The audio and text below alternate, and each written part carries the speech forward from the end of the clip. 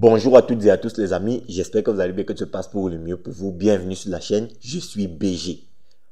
Ouais les amis, le mec que vous êtes actuellement en train de voir sur votre écran, c'est Animarium les mecs. Me voici enfin, je me présente. Alors oui, c'est à travers une image animée, mais je peux pas faire plus que ça. De toutes les façons, je vous avais dit que si le flashback de God Valley se présentait sur ce flashback de Herbaf, je vous montrerai mon visage. Bon, maintenant, je vous le dis clairement, hein, je peux pas faire plus que ça. Que le flashback de God Valley se présente ou pas, je vous montre ce que je peux de mon visage. Donc, je ressemble un peu à ça, vous comprenez, voilà le travail, ChatGPT et tout ça, bref, il n'y a pas de problème. Donc, vous comprenez donc que je suis juste trop BG, les mecs, juste trop BG, les mecs, oh là là, je peux rien y faire, les gars. Regardez juste, t'as dit, un métissé et tout, Renoir, bandeau, voilà, les traits bien affûtés, petite barbichette là, les gars, lâchez ça, plus BG que Roger de fou, les mecs.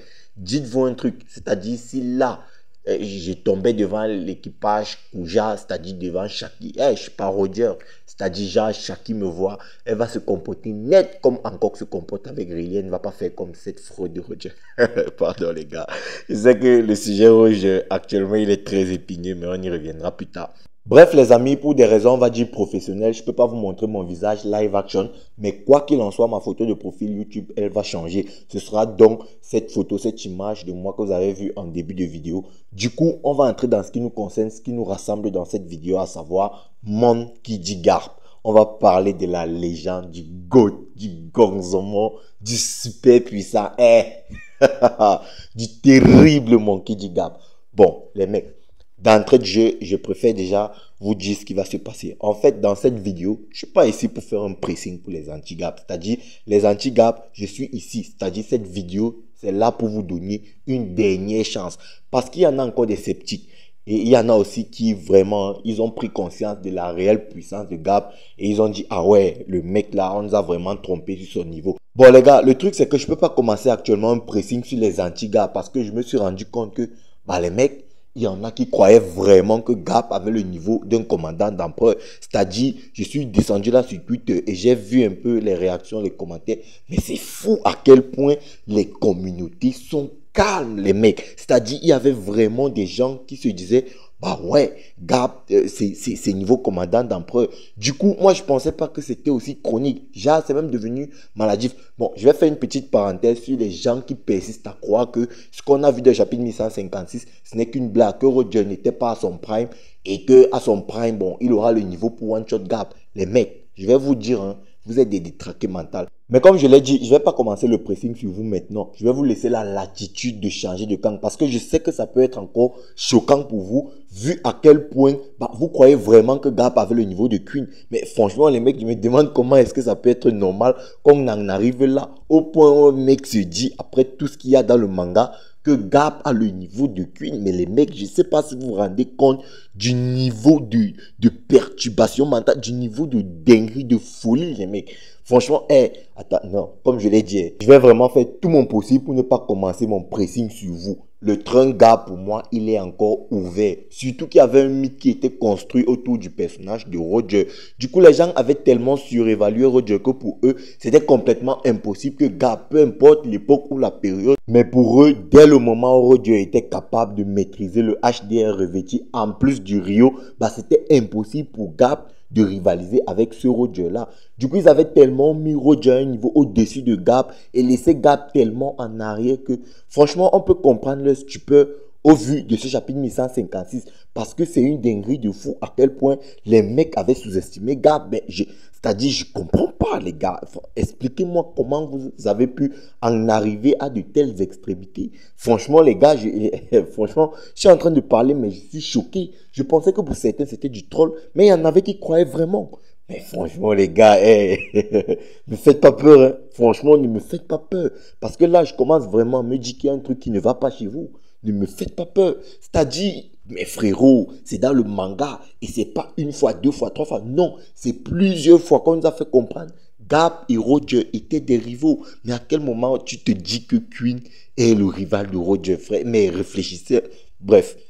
Franchement, c'est dur de ne pas commencer un pressing sur vous. Eh, je vous le dis, parce que là, c'est juste une dinguerie monumentale.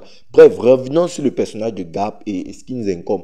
Du coup, dans ce chapitre 1156 de One Piece, on a vu une vraie rivalité, une vraie dualité entre Garp et Roger. Là où on voyait un Garp qui a porté un coup vraiment d'une violence inouïe à Roger via son point qui était induit de Rio et de HDR. Et de l'autre côté, Roger a fait pareil vis-à-vis de Garp en lui portant un coup de sabre induit de Rio et de HDR. Alors les mecs, il y en a qui nous ont fait comprendre que le niveau que Roger avait lors de ce chapitre 1156, bah, c'était un niveau Shishibukai. Bon, déjà, comme je vous l'ai dit, je ne sais pas ce que représente, ce que vaut vraiment un niveau Shishibukai dans l'univers de One Piece, étant donné qu'à mon avis, il n'y a pas un niveau dit niveau Shishibukai. Mais si on en croit les thèmes de ceux qui veulent nous faire croire que bah, Roger n'était pas encore assez puissant, bah, selon eux, le niveau Shishibukai, c'est le niveau de Kuma, c'est le niveau de, allez, on va dire, Gecko Moria. Donc, les mecs, vous êtes en train de m'expliquer là que Gecko Moria se bat contre un utilisateur de HDR revêtu plus de Rio, bah, il peut lui donner un combat. Là où Jinbe a versé de l'eau de mer sur lui et il est complètement battu. Bon, frérot, bref, il n'y a pas de problème. Mais là, les gars, rendez-vous compte qu'on a affaire à un Roger qui a 33, 34 ans, je pense 34 ans. Mais bref, ce n'est qu'un détail entre 33 et 34 ans. C'est pareil pour Garp. Donc, vous voulez me dire qu'entre les 34 ans de Roger et ses 37 ans, il est entré dans une salle de l'esprit et du temps qui lui a permis de tellement évoluer au point où, lorsqu'il est sorti de cette salle de l'esprit et du temps, il était capable de one-shot un Garp qui, à l'âge de 34 ans, était en train de faire jeu égal. Et puis même les mecs, je ne sais pas, franchement, quand vous vous dites que Roger est entré dans la salle de l'esprit et du temps et il a tellement évolué, mais est-ce que vous n'avez pas lu les propos du narrateur? Le narrateur dit clairement, Garp, Roger et Rox, leur affrontement a marqué toute une époque et a fait d'eux les légendes de l'âge d'or de la piraterie. Et le narrateur précise, parce qu'avec la traduction du manga plus, le narrateur précise lorsqu'ils étaient jeunes, sous-entendant lorsqu'ils étaient à leur prime. Donc vous pensez que le narrateur vous dit ça et que Xebec, qui lui a one-shot un amiral, l'a tué un amiral sans faire exprès. Bon, one-shot, peut-être que c'est un peu un gros mot, parce qu'on ne sait pas réellement comment le combat s'est passé, mais quoi qu'il en soit, ce n'était pas un high diff, ni même un mid diff à mon avis. Mais vous me dites que Garp et Roger qui sont en train de se battre avec le HDR revêtu et tout ça, bah si ce Roger-là, 34 ans, avait affronté un Xebec qui n'était même pas encore à son prime, à l'époque où Xebec a one-shot, en tout cas battu l'amiral, je suis désolé, a battu l'amiral sur Marie-Joas, bah Roger, qui lui avait le niveau Shichibukai, si Xebec l'avait regardé juste, bah Roger serait mort. Donc vous me dites que Xebec aurait one-shot Roger. Mais les gars, réfléchissez à un moment donné, ce Garp et ce Roger-ci, ça c'est deux niveaux Yonko, je ne discute pas. Parce qu'une telle maîtrise de Haki, les gars, dites-vous que Zoro maîtrise peut-être le HDR, mais il n'est pas encore capable de combiner son HDR revêtu plus le Rio actuellement, et il a le niveau d'un YC1. Maintenant, on te dit qu'à l'époque, Roger, c'était déjà une superstar de la piraterie. Roger, ce n'était pas un bleu, c'était un pirate reconnu à cette époque-là. Et comment est-ce que tu peux réfléchir, les gars, mais franchement. Et pour ceux qui doutent de l'âge de Roger, dites-vous que bah, la formation des Rocks pirates s'est déroulée il y a 44 ans. Si on prend la timeline de One Piece et Roger, je pense que dans la timeline actuelle, il doit avoir 77-78 ans. Donc si tu fais 77-78, bon, on va dire 77 moins 44, ça te donne exactement, je pense, 37. Du coup, Roger, qu'est-ce que je dis 37? Ça te donne exactement 33 ans. Du coup, Roger, le mec, il avait 33 ans et vous me dites que le niveau qu'il avait à 33 ans, c'était le niveau de Gecko Moria. Mais vous êtes malade. C'est-à-dire, Gecko Moria, je ne sais pas à quel point il maîtrise même déjà le HDA, le acquis de la mémoire. Mais au point d'utiliser le Rio, franchement, les mecs, qu'est-ce que vous racontez? Mais qu'est-ce que vous êtes en train de sortir comme conneries, les gars? Mais les Maintenant, il y en a qui traitent Roger de fraude parce que Roger et ses pirates se sont fait dépouiller par les pirates Kuja et que Roger était complètement en chien sur Shaki.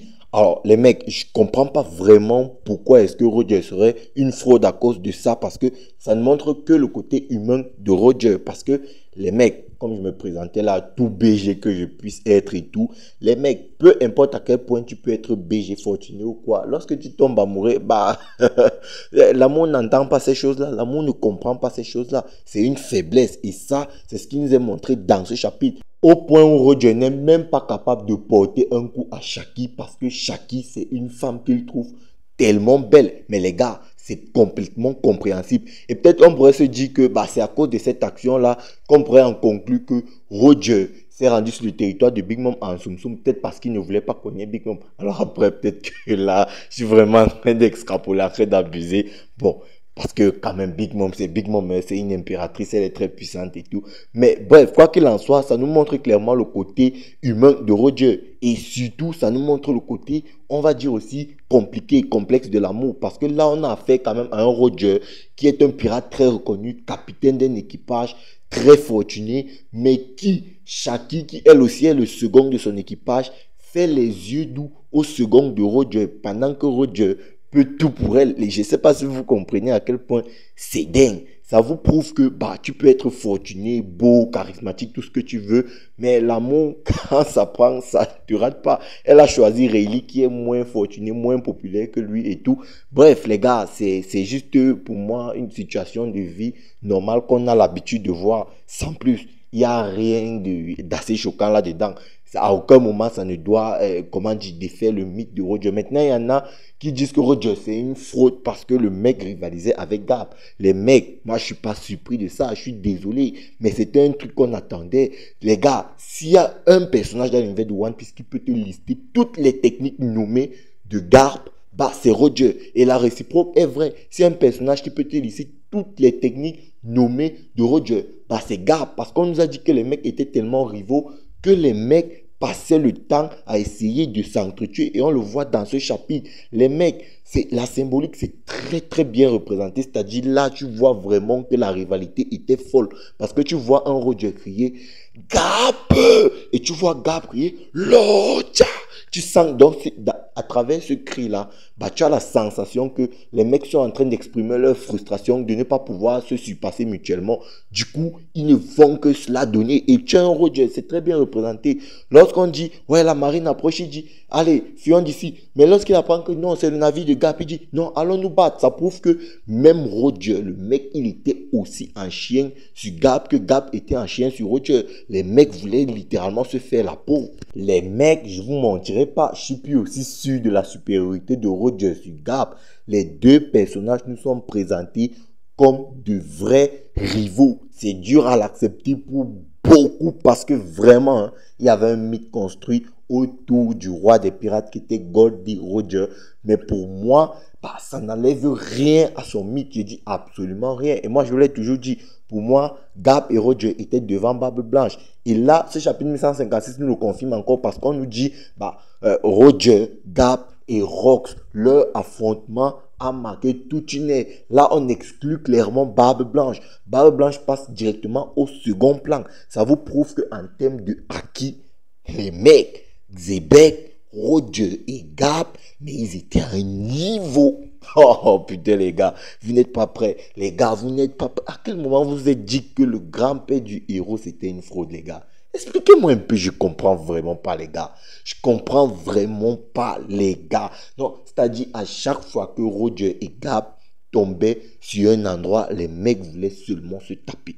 Ils voulaient se taper et ça se voit. Moi, je pensais pas que Roger allait être aussi un chien ou en tout cas allait avoir autant envie de se battre contre Gap. Parce que quand j'entendais l'histoire, je me disais que ouais, c'était peut-être Gap qui était toujours à la poursuite de Roger. Mais là, avec ce chapitre 156, on découvre que bah, pas forcément. Pas forcément. Parce que là, on voit un Roger qui était prêt à partir lorsque la marine débarquait. Mais lorsque c'est Gap qui s'est pointé, bah, il a dit non. Et maintenant, moi, je me dis un truc concernant ce qui s'est passé parce que après la bataille de God Valley, bah, on n'a plus aucune information sur la rivalité entre Gap et Roger. C'est-à-dire, en 13 ans, il n'y a plus absolument aucun combat parce que Baggy nous dit que le seul rival, le seul mec qui était capable de rivaliser avec Roger, c'était Barbe Blanche. Du coup, je me dis que bah, sur God Valley, il y a un mythe qui a été déconstruit sur Gap vis-à-vis de ce que représente le gouvernement mondial pour lui. Du coup, il a dû se dire que bah, le fait que Roger veuille trouver le One Piece, bah, ce n'est pas fou, c'est pas aussi fou que ça par rapport à ce qu'il a vécu sur God Valley. Du coup, il a dû décider de laisser Roger aller au bout de son voyage pour découvrir ce que le gouvernement mondial cachait véritablement. Parce qu'on sait que Gap s'est vraiment détesté d'avoir protégé les dragons célestes. Peut-être qu'il s'est détesté d'avoir protégé les dragons célestes parce que à cause de ce qu'il avait fait, vu pardon, sur God Valley. Du coup, à mon avis, après God Valley, Gap a décidé d'arrêter de traquer Roger parce qu'il a compris que le gouvernement mondial, c'était vraiment des méchants. C'était pas parce qu'il n'était plus au même niveau, mais c'était vraiment parce qu'il y a un mythe qui a été déconstruit vis-à-vis de la marine qu'il défendait et qu'il protégeait. Donc, du coup, les mecs, on y reviendra dans une autre vidéo où on parlera de long en large de Gap et de sa rivalité avec Roger. Parce qu'à mon avis, les deux personnages avaient sensiblement le même niveau. Et on va pas se mentir. Hein. Je sais que c'est dur à l'admettre pour beaucoup. Mais les deux personnages, leur niveau était vraiment très sensiblement égal. Et on le sait via ce chapitre 1156 que Gap et Roger se sont certainement associés pour vaincre Xebec. Et ne soyez pas surpris que dans 2, 3, 4 chapitres, lorsque la bataille de God Valley commence, on a un Barbe Blanche qui attaque Gap. Gap passe son attaque et lui place un Galactic machin truc dans le ventre ou dans la face qu'il endort pendant 30 secondes et que Roger de l'autre côté fasse pareil avec un mec comme Shiki, je ne sais pas.